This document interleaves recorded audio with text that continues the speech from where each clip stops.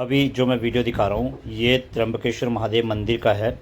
इसमें ऐसा माना जाता है कि जिसे गोहत्या का पाप लगा है वो यहाँ पर शिवलिंग के दर्शन मात्र से ही गोहत्या के पाप से मुक्ति मिल जाती है। त्र्यंबकेश्वर महादेव 12 ज्योतिर्लिंगों में से 8वें नंबर का ज्योतिर्लिंग है और गौतम ऋषि के आग्रह करने पर, उनकी तपस्या करने पर भगवान शंकर यहाँ पर त्र्यंबकेश्वर रूप में विराजमान हुए थे।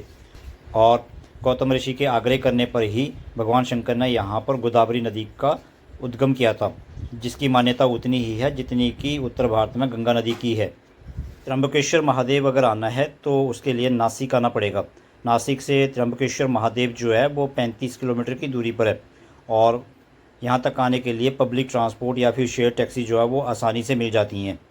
त्र्यंबकेश्वर में महादेव का जो शिवलिंग है वो आम शिवलिंग की तरह बिल्कुल भी नहीं है, बल्कि यहाँ पर क्या है कि जो शिवलिंग का आकार बना हुआ है वहाँ पर शिवलिंग की जगह एक गड्ढा बना हुआ है और उस गड्ढे के अंदर आँख की साइज़ जितने 3 शिवलिंग हैं।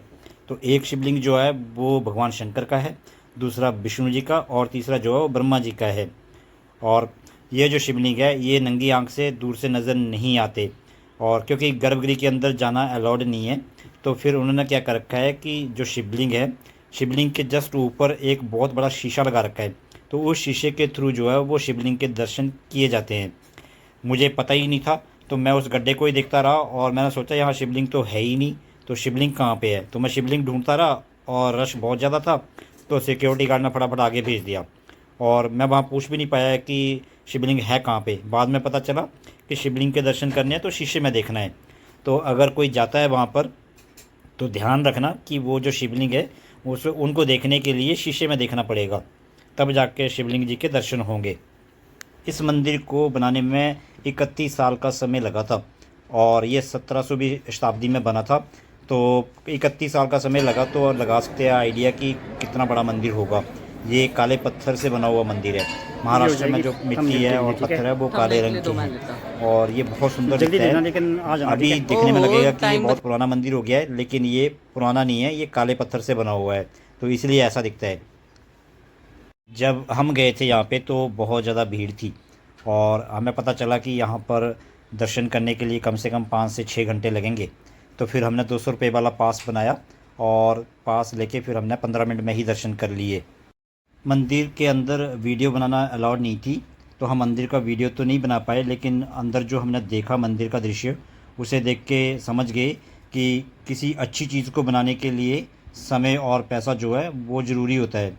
तो ऐसा सुनने में आता है कि 17वीं शताब्दी में जब ये मंदिर बना था तो 31 साल लगे और 20 लाख रुपए का खर्चा आया था इसे बनाने में।